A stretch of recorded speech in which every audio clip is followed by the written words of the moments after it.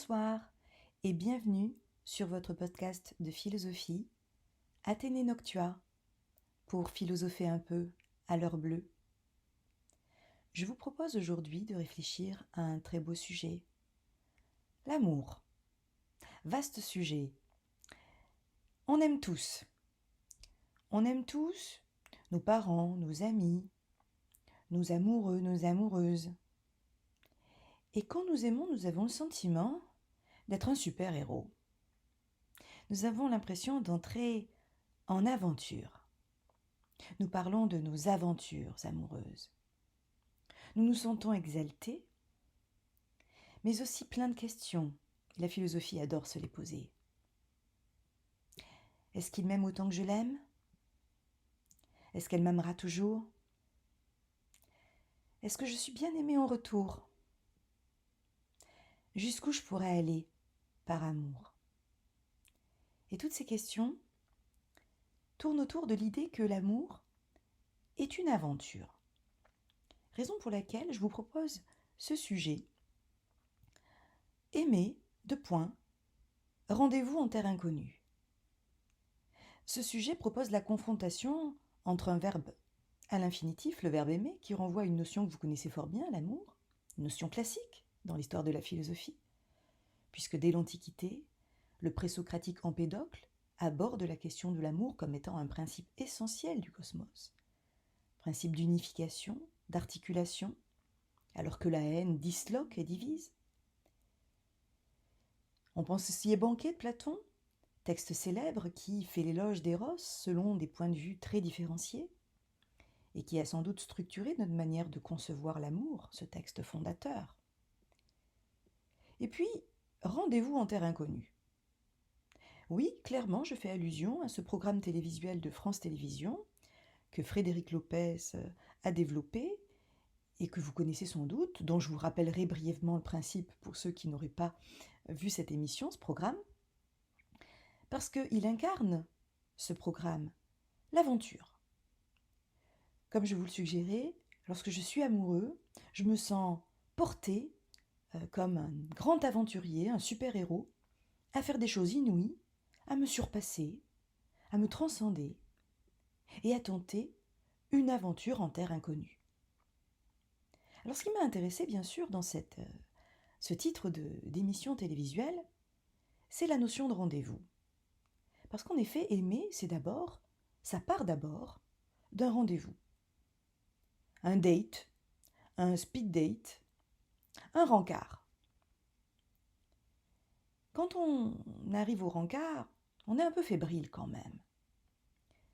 Alors bien sûr, on s'est vu une première fois, ou peut-être deux, ou au travail, mais jamais avec cette idée que nous allions entamer une relation amoureuse. Ce rendez-vous est chargé d'une angoisse qui nous rend un peu craintifs, un peu inquiets. Et si ce rendez-vous était véritablement un rendez-vous en terre inconnue ? C'est-à-dire si nous partions pour un très long voyage. Et si nous rencontrions là-bas loin un être singulier, nous-mêmes, l'autre, c'est-à-dire une grande altérité qui nous déroute. Et si l'amour était donc une grande aventure ? Je vous propose ce sujet qui m'interpelle parce que dans sa forme, au niveau de la technique de la dissertation, il est un peu déroutant. Vous le constatez, si vous avez fait votre classe de terminale, il ne ressemble pas à un sujet de philosophie classique. Pourquoi ? Eh bien d'abord parce qu'il ne pose pas une question en style direct. En effet, dans les concours auxquels je forme en tant qu'enseignante en classe préparatoire et au CAPES et à l'agrégation ou en licence de philosophie, je suis amenée souvent à proposer des sujets qui ne soient pas des sujets de type bac. Le sujet de baccalauréat a une forme assez classique. Il pose une question style direct. Vous constatez ici qu'un sujet de philosophie peut trouver une forme très différente. En effet, dans la vie courante, nous ne sommes pas que face à des questions. Nous sommes face aussi à des affirmations. Nous sommes face à des exclamations. qui exprime notre incompréhension, notre indignation. Nous utilisons un langage diversifié. Et pourquoi la philosophie devrait-elle se cantonner au traitement de questions en style direct? Je vous proposerai donc souvent des sujets qui rompent un peu avec cette tradition, des sujets que nous nous autorisons à poser à des étudiants après le baccalauréat, lorsque nous diversifions la forme que nous donnons au sujet de philosophie. Ce sujet, comme vous le constatez, est une affirmation. Aimer, rendez-vous en terre inconnue. Nous pourrions mettre peut-être 3 petits points à la fin de ce sujet pour lui donner une espèce de tonalité suspensive que le point final n'aurait pas. Voilà le sujet que je vous propose.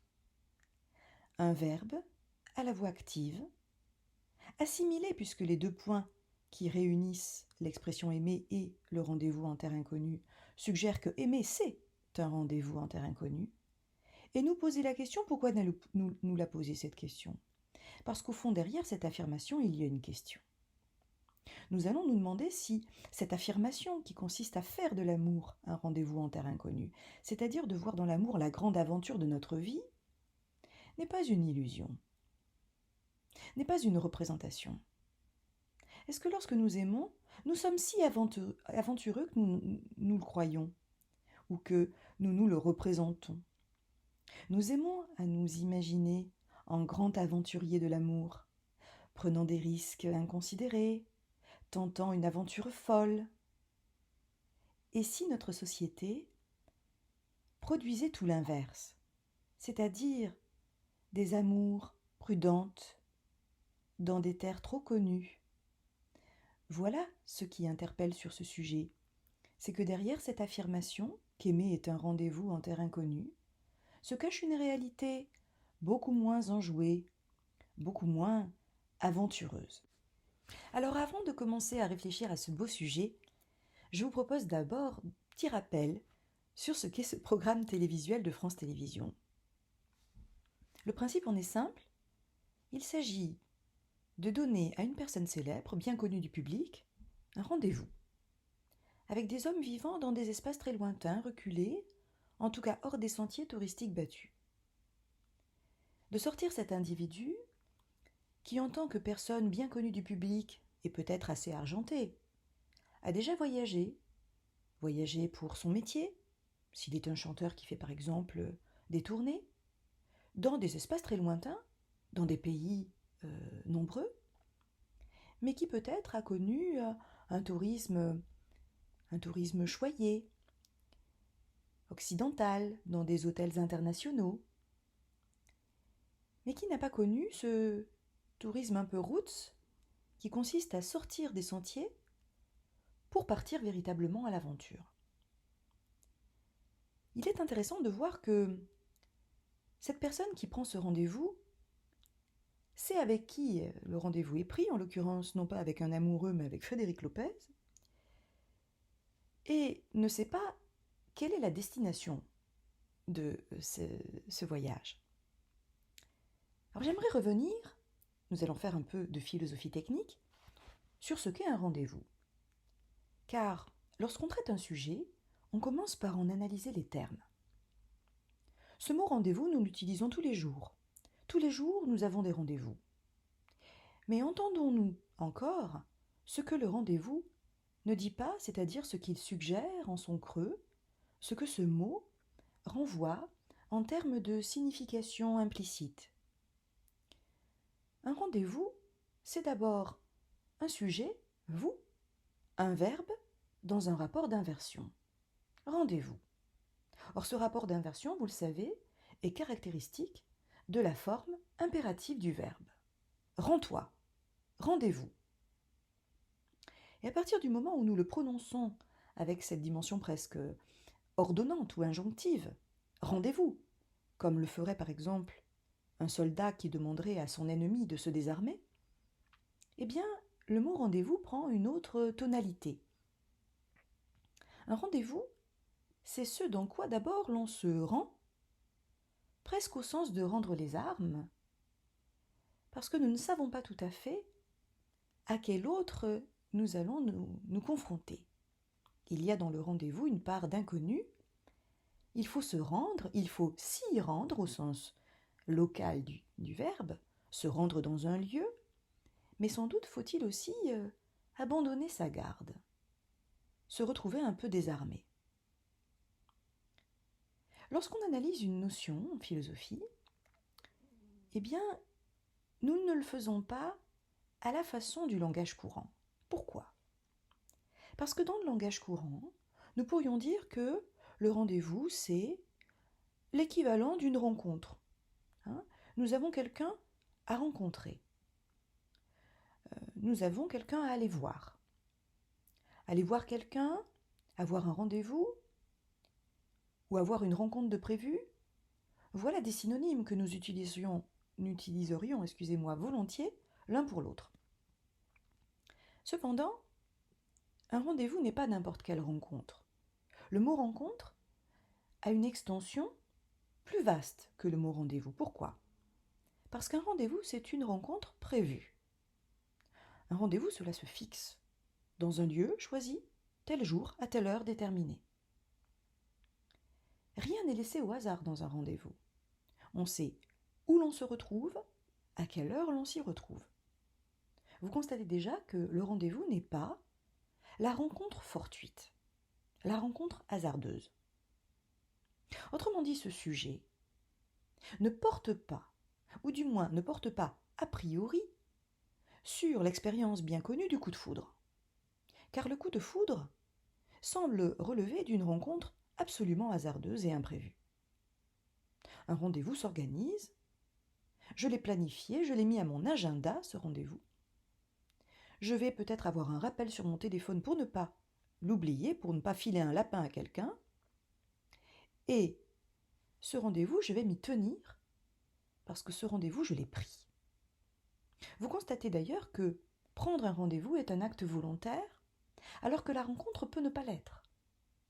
Il y a une différence au niveau du hasard, mais aussi au niveau de l'engagement volontaire du sujet. Si aimer est un rendez-vous, c'est que j'ai pris ce rendez-vous. J'ai voulu tomber amoureux. J'étais open, comme on dit. J'étais ouvert à ce rendez-vous possible. J'avais envie d'être aimé. J'avais envie de tenter cette aventure. Il y a donc dans le rendez-vous une dimension volontaire que la rencontre en elle-même ne contient pas.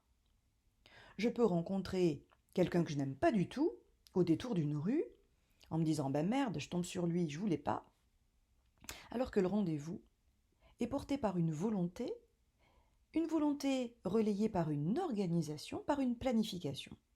J'ai planifié ce rendez-vous. Si je reviens à l'émission, la personne célèbre qui a été choisie, elle va donc entamer volontairement quelque chose.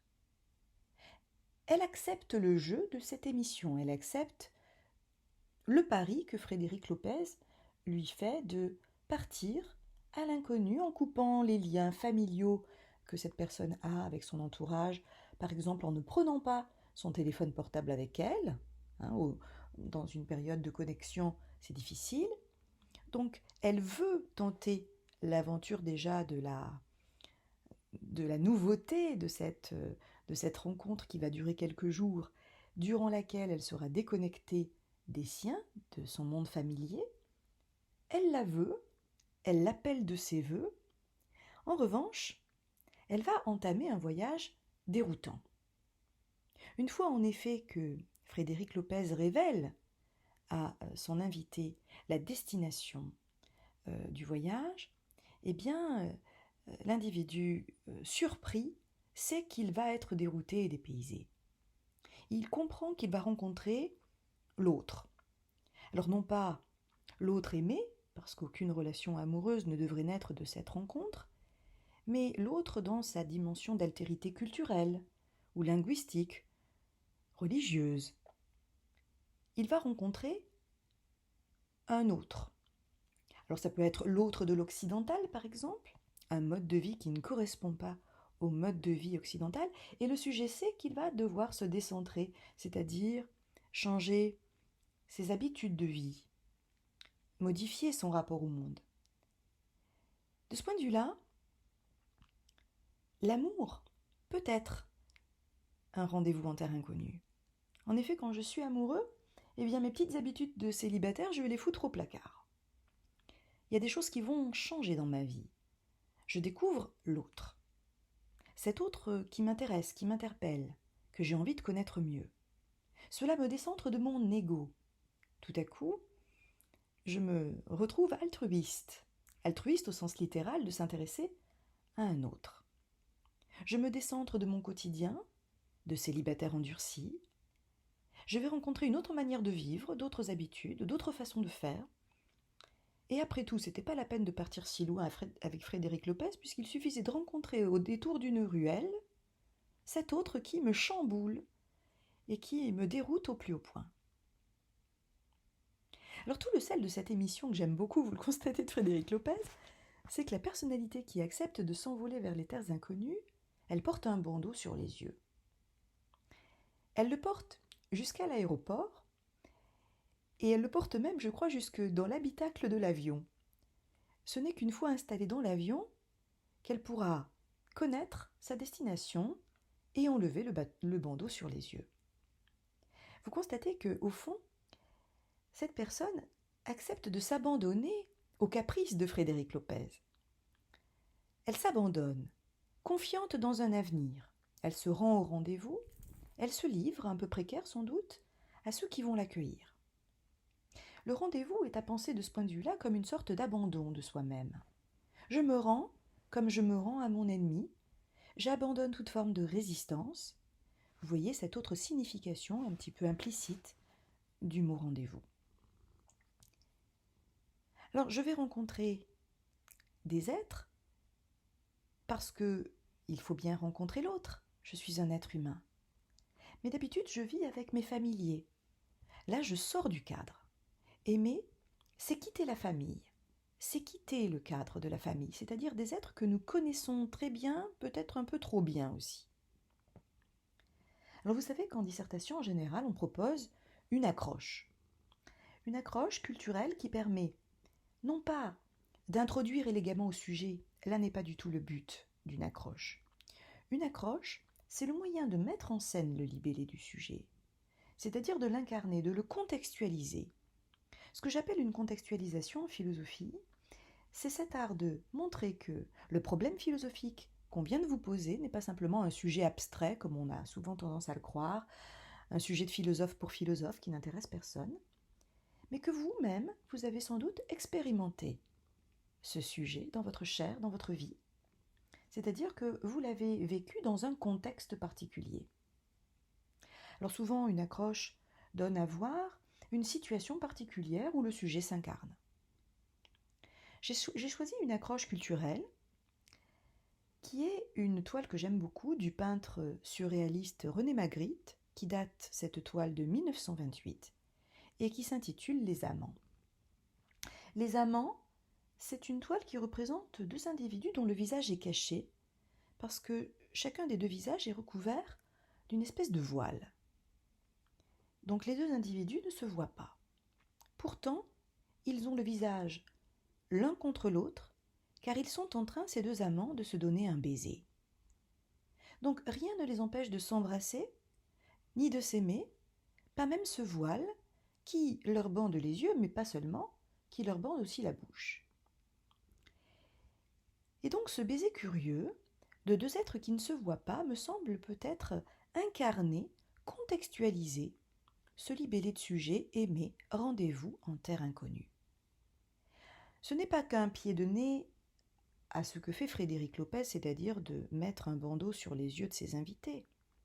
Ça n'est pas qu'une allusion à cette expérience qu'il leur impose. C'est surtout une réflexion sur le fait que tout amoureux est aveugle. Tout amoureux est aveugle à plusieurs niveaux. D'abord parce que lorsqu'il se lance dans l'aventure de l'amour, il ne connaît pas encore tout à fait celle qu'il aime, ou celui qu'il aime, ou aimera. Ça, c'est une première inconnue, une première terre inconnue, pour reprendre l'expression du sujet. D'autre part, la personne amoureuse risque d'en découvrir une autre de terre inconnue, sur laquelle elle s'aveugle sans doute en ayant les yeux bandés. C'est elle-même Tout amoureux ignore qui il est et quel amoureux il sera. Moi, amoureux, est-ce que je serai un amoureux possessif? Est-ce que je serai un amoureux jaloux? Est-ce que je serai un amoureux très libre? Est-ce que je serai un polyamoureux? Est-ce que je serai un amoureux exclusif? Est-ce que je serai un amoureux fidèle, un amoureux volage? Je l'ignore. Et de ce point de vue-là, je suis bien aveugle à moi-même. Je ne sais pas tout à fait quel amoureux je serai. Autrement dit, vous le constatez, le sujet se complexifie. Aimer comme rendez-vous en terre inconnue suggère que la terre inconnue puisse être l'aimer, mais aussi l'aimant. Ce verbe aimer pourrait être lu parce qu'il est à l'infinitif, d'un autre point de vue, par un participe présent. Aimer, c'est être aimant, mais aimer, c'est aussi être aimé. Et donc je vais découvrir ce que je suis en tant qu'aimant, ce que je suis en tant qu'aimé, ce que l'autre, mon aimé, est. Il y a, vous le voyez, de nombreuses terres inconnues. Alors là, l'émission est au singulier. Rendez-vous en terre inconnue. Mais pour nous, nous verrons qu'il y a peut-être plusieurs terres à explorer. L'autre, soi-même, et pourquoi pas penser aussi que la chose à explorer le mieux sera l'avenir.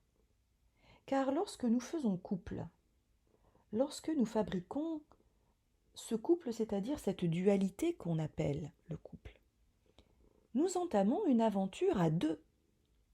Ce n'est plus l'aventure d'un seul homme, d'un seul être. Et c'est l'avenir qui est la plus belle inconnue de cette relation. Car nous ne savons pas du tout ce qu'il en sera de ce date. Va-t-il se conclure en une relation longue ou éphémère? Allons-nous dans ce date rencontrer, comme on le dit, l'amour de sa vie? Ou un être dont nous partagerons une petite aventure amoureuse qui ne durera pas? Cet amour sera-t-il un amour heureux ou un amour malheureux? Un amour épanouissant ou un amour complètement aliénant? Un amour amitié ou un amour passionnel? Vous voyez que la grande inconnue, c'est l'inconnu de ce que sera l'amour lui-même. La terre inconnue, c'est l'amour même. Alors maintenant, il est temps de problématiser ce sujet. Problématiser un sujet, mot qui fait souvent peur à nos étudiants, lorsqu'on est professeur et qu'on commence à dire qu'il faut problématiser un sujet, on suscite un grand vent d'angoisse dans la salle. Pourquoi? Parce que ce mot fait peur, bien évidemment. Ce mot fait peur. Alors, pour avoir moins peur de quelque chose, il faut juste le décomposer, l'analyser dans le détail, voir de quoi il est fait. C'est comme un moteur, il faut mettre les mains dans le cambouis pour comprendre qu'un moteur, c'est d'abord des éléments qui se surajoutent pour fabriquer en effet une grande complexité, mais qui se décompose en éléments simples. Problématiser, c'est littéralement faire en sorte de dégager ce qui fait problème. Donc problématiser, c'est voir ce que le sujet a de problématique. Vous constatez que je dissocie le sujet de la problématique. Le sujet n'est pas une problématique. Ce qu'on entend souvent, on nous dit nous allons nous frotter ou nous confronter à une problématique. Non, on va se confronter à un sujet et c'est nous qui allons en élaborer la problématique, c'est-à-dire dégager ce que ce sujet a de problématique. Probléma est un terme intéressant en grec qui veut dire pro devant, bléma ce qui est jeté. Ce qui est jeté là devant. Un problème, littéralement, c'est quelque chose qui est posé là devant vous et qui vous empêche d'avancer. Une espèce de petit promontoire qu'il va falloir gravir avant de poursuivre votre route. Ou un caillou qui vient achoper, si bien qu'il interrompt votre marche.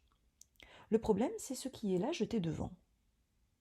Donc, en soi, vous constatez que le sujet, donc, va vous poser des difficultés, va dresser devant vous son promontoire.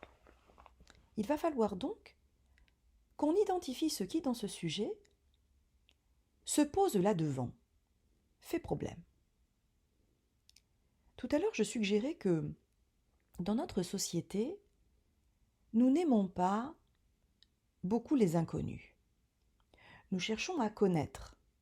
Et peut-être que si vous suivez ce podcast avec moi, c'est parce que vous avez le désir de vous instruire ou de connaître.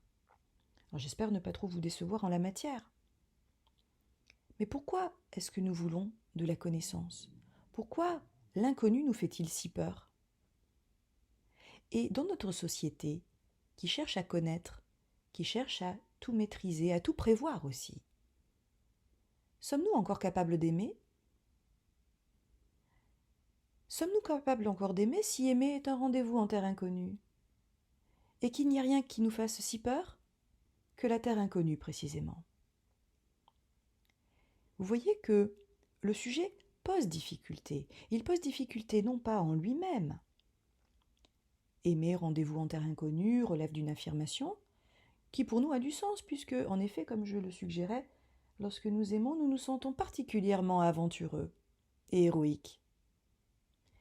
Mais il pose problème ce sujet parce que peut-être que cet héroïsme et cette dimension aventureuse est une représentation illusoire de l'amoureux que nous sommes. Nous sommes peut-être un amoureux beaucoup plus prudent, beaucoup plus inquiet, beaucoup plus craintif que nous l'imaginons. En effet, le voyage, c'est aussi ce qui fait peur. Reprenons cette émission de Frédéric Lopez. Les célébrités sont des hommes comme les autres qui risquent de ne pas du tout aimer le voyage. D'abord, qui vont considérer que le climat est vraiment trop dur à supporter. Qui vont se demander s'il va falloir vraiment manger cette chose immonde qu'on me propose dans l'assiette, et cela pendant des jours et des jours. Faudra-t-il que j'aille nue, m'empagne? Faudra-t-il que j'accepte de dormir sous cette tente qui m'indispose, qui rompt avec mon confort? Au fond, ce voyage, je n'en veux pas. Ce voyage qui rompt avec mes aventures, avec mon quotidien, avec ma manière de vivre, à laquelle je suis si attachée, il est trop déstabilisant pour que j'en apprécie la portée. J'ai très peur de ne pas aimer le voyage. Dans l'amour, c'est un peu la même chose. Nous aimerions aimer mais ne pas trop souffrir. Aimer mais ne pas trop aliéner notre liberté.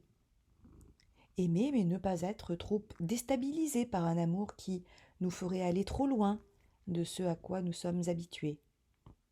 Autrement dit, nous cherchons à éviter le caractère aventureux de l'amour. Nous fuyons l'aventure. Et c'est comme cela que nous finissons sur Tinder à choisir nos partenaires sexuels par des critères que nous sélectionnons, que nous cochons, pour éviter absolument la surprise de l'inconnu. Nous choisirons des amants ou des amours qui cocheront tous nos critères sur le papier. Oui, sur le papier, car la réalité risque de nous surprendre. Et c'est ça qui est beau dans ce sujet. C'est qu'on a beau essayer d'indiguer toute la part d'inconnu de cette terre inconnue de l'amour, l'amour risque de nous prendre au dépourvu et de nous surprendre malgré nous. Si je devais synthétiser ce questionnement, je pourrais le faire en proposant les questions suivantes. Lorsque j'aime, est-ce que je fais un pari audacieux ou est-ce que je m'attends à du prévisible? Aimer, est-ce une expérience subjective, maîtrisable ou peu maîtrisable, prévisible ou peu prévisible? La prise de risque la plus courageuse tient-elle dans ce que j'appelle vulgairement une aventure amoureuse? Par exemple, un adultère? La prise de risque tient-elle au contraire dans l'amour le plus quotidien? L'investissement dans, ou le réinvestissement dans des choses que je connais trop bien, le quotidien avec mon époux, mon épouse. Il apparaît nettement que, dans notre imaginaire collectif, celui qui est aventureux, c'est celui qui précisément a des aventures. Et si l'aventure n'était pas précisément le caractère de l'aventureux, le propre de l'aventureux, mais le propre de celui qui se coltine le quotidien et qui décide de le réinvestir d'une curiosité sans cesse renouvelée. Bref, aimer. Est-ce rester dans la maîtrise, dans une audace mesurée, calculée, ou est-ce accepter le total abandon de soi dans l'aventure. C'est ce que nous aborderons la fois prochaine. Je vous remercie de votre écoute et je vous dis à la semaine prochaine pour philosopher un peu à l'heure bleue sur Athénée Noctua. À bientôt!